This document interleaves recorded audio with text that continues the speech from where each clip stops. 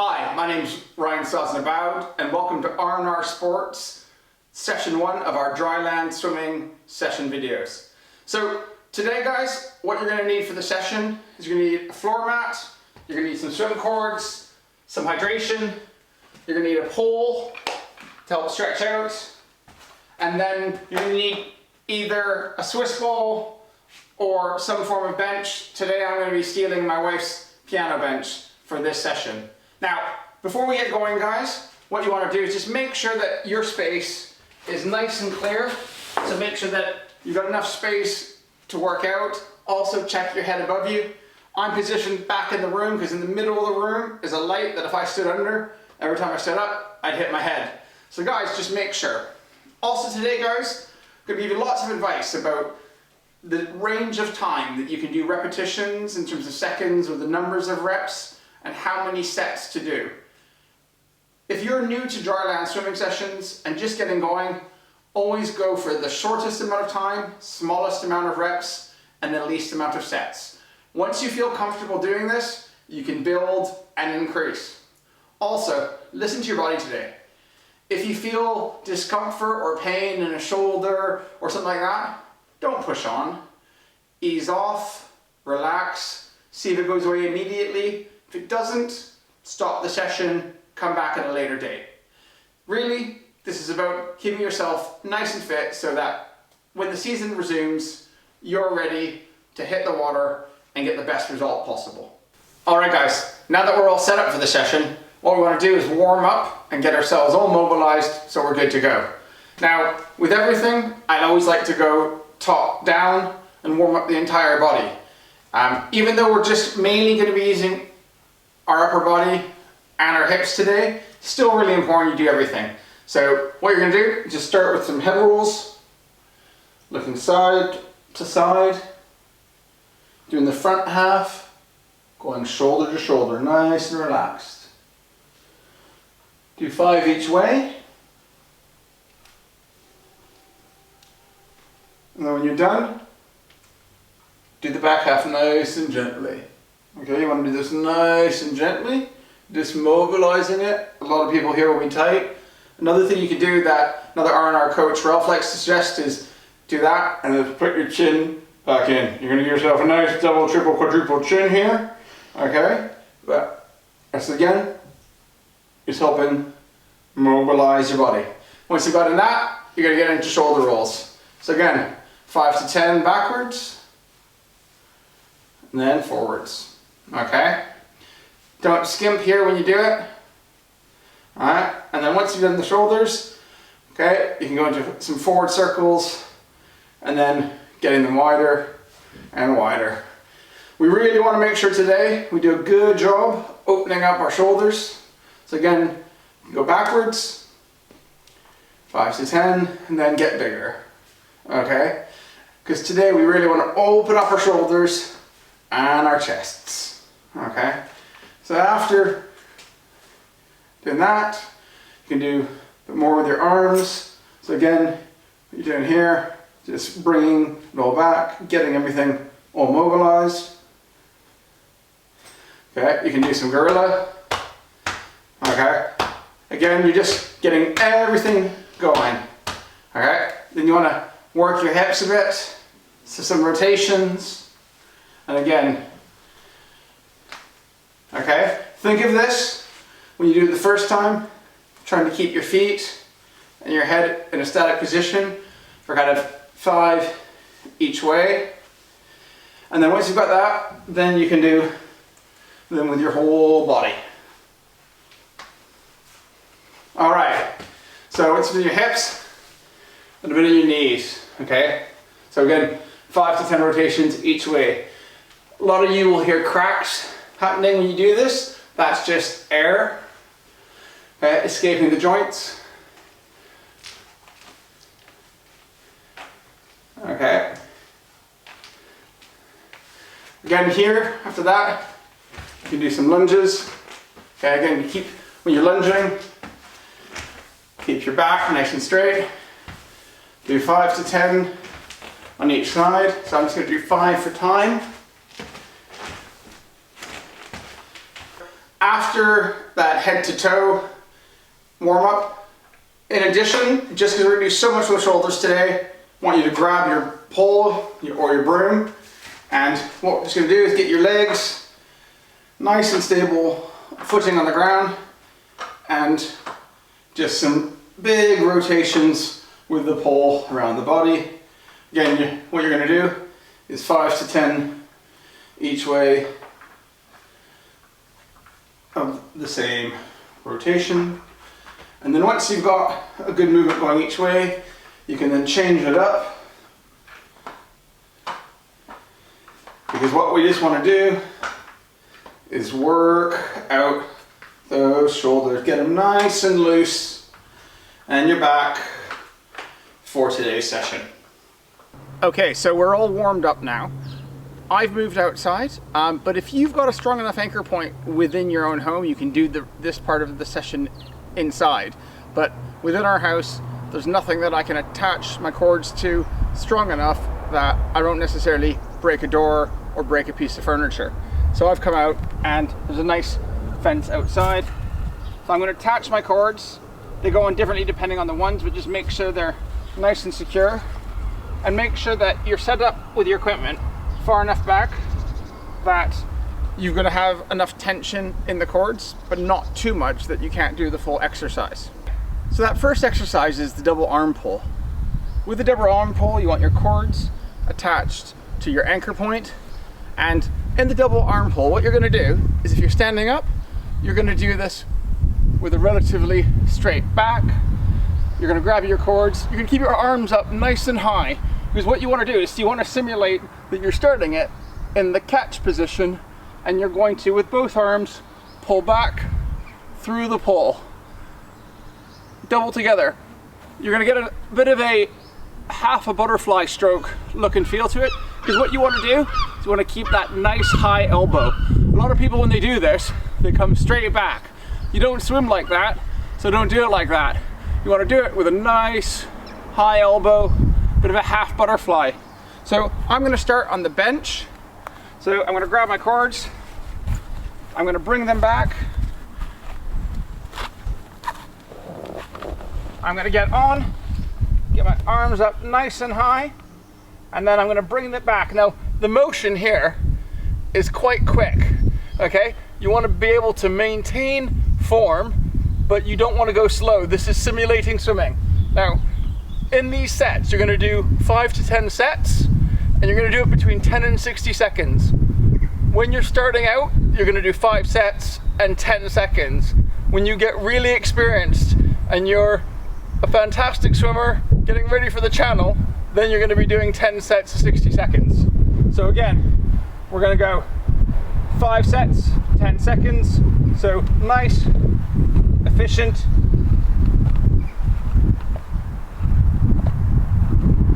Stroke. And what you can see is I'm coming back through the catch and the pull.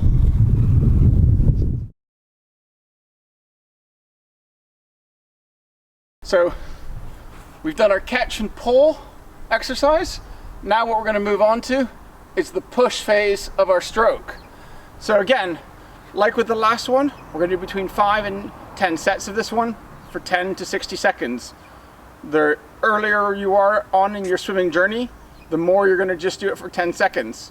Now, with this one, guys, again, if you're standing, you're going to lean forward with a relatively straight back, getting it as flat as you can, and this time you're going to start your hands holding your cords with your arms square to your shoulders, pointing down, and you still got that nice high elbow, and you're going to push up to that virtual hip line in a nice hydrodynamic position. So again, ideally using a bench, you're going to grab your cords,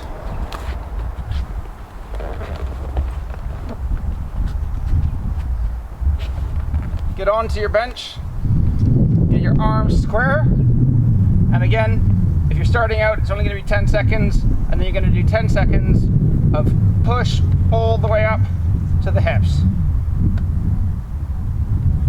And again, you want to get this going pretty quickly, keep in good form. But this is like swimming. This is both cardio and strength, not just one and the other. And this is why you're doing 10 sets of them, and why eventually you'll do 60 seconds.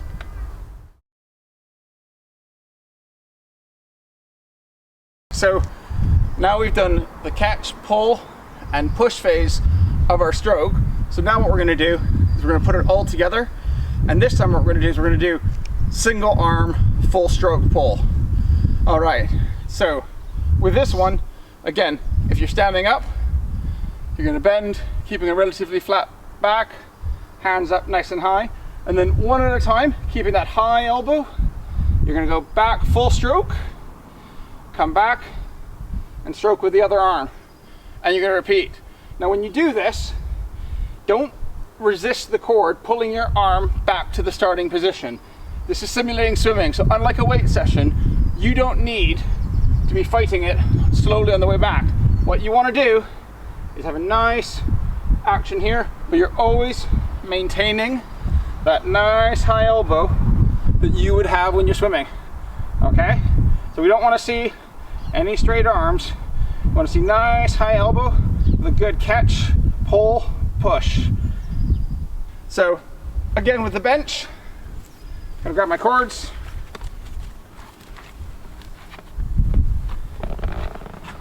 Get onto the bench. Get in a position where I've got good tension throughout my stroke. So I'm going to start at the top of my stroke and come back all the way through. Again, you're doing 5 to 10 seconds. Sorry, you're doing 10 to 60 seconds.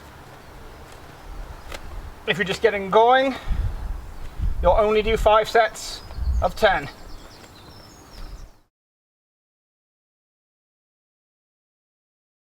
So for the last exercise that we're going to do in today's dryland swimming session, we're going to do a double arm skull. Now, the double arm skull is a really nice exercise to complement all the front crawl, catch, pull, and push exercises that we've done already.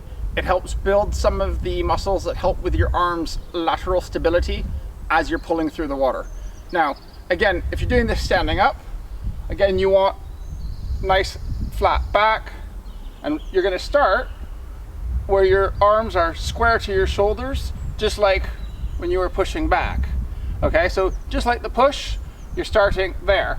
The difference being is this time you're going to skull back and forward with your arms under tension. So again, you're sculling back and forward. Now for this one, you're going to do between 3 and 5 sets, and you're going to do it for between 10 and 30 seconds max. Because by this point, your arms in the session, no matter what intervals you're doing and what repetitions, are starting to get quite tired. Now again, because you're doing this one, either you can do it on the bench, the ball, or you can do it standing. I like to do this one standing. So again, what you want to do, get some tension into your cords, get them back so that your arm is square to your shoulders, and then again, for between 10 and 30 seconds, you're going to skull back and forward.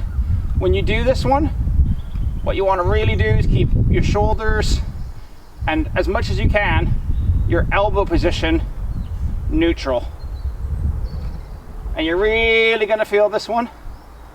This is an area that a lot of people underdo.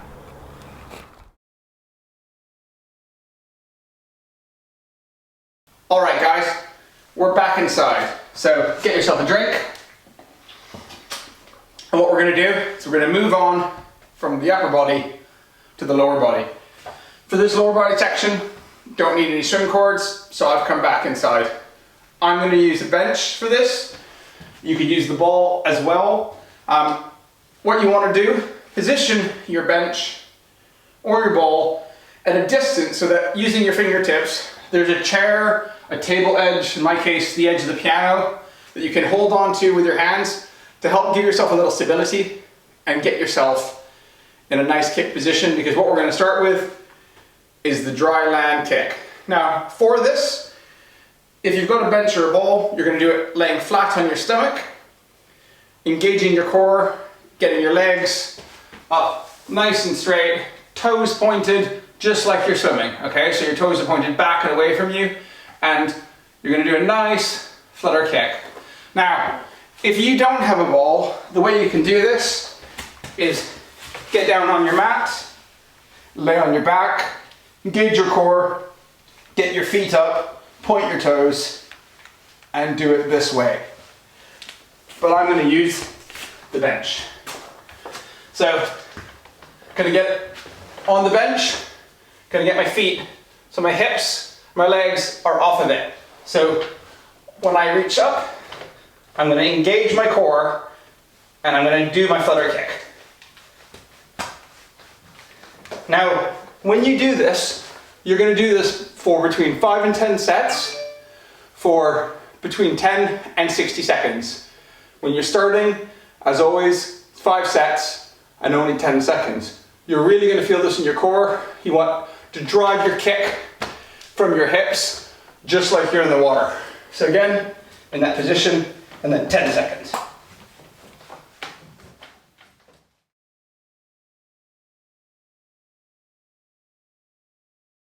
So we've done our first exercise for the kick, the Dryland flutter kick. Now, for the second one, what we're gonna do is we're gonna do our Superman swim. The Superman swim uses one of Coach Alex's and Coach Ralph's favorite core exercise, the Superman, and gets you to work on your rotation, your arm, and your kick. So for this one, we're gonna do between 3 and 5 sets. It's quite a hard one, that's why it goes up to 5. And instead of by seconds, you're gonna do it for 6 to 10 reps. What a rep is 1 half stroke incorporating the catch and pull, and a single kick. So what you're gonna do is get into your Superman position, get your arms up, your legs up. You're gonna rotate using your core onto one side and do half a stroke and a single kick, and rotate onto the other side and do a kick, kick, kick, kick, kick, kick, kick, kick, kick. All right, guys, we're now into the last exercise of our Dryland swimming session. For this last exercise, we're gonna do Swiss ball or gym ball kicks. So for this, it's gonna be 3 to 5 sets of 10 to 30 seconds. Might not sound a lot, but it's quite a difficult one. 1, you're already tired and knackered. 2, it starts using a great core exercise, which is a Swiss ball plank, like a Swiss ball push-up position. So what you want to do is start by getting yourself up onto the Swiss ball. You just want your feet at the end. You want your arms just past shoulder width. And then once you're nice and stable, for 10 to 30 seconds, you're going to do a flutter kick.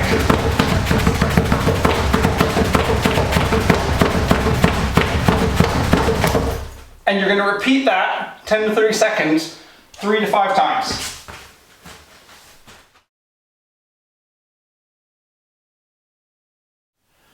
Alright guys, really well done. That's the end of the first RnR Sport Dryland swim session. Now that you're done, it's really important that you cool down, stretch out, get some hydration and some nutrition into you. To help with the stretching, if you head to the RnR Sport YouTube channel, you'll find a swim specific post-exercise video that you can use. Go check it out, use it, get properly stretched out, get fueled, get fed, and stay safe.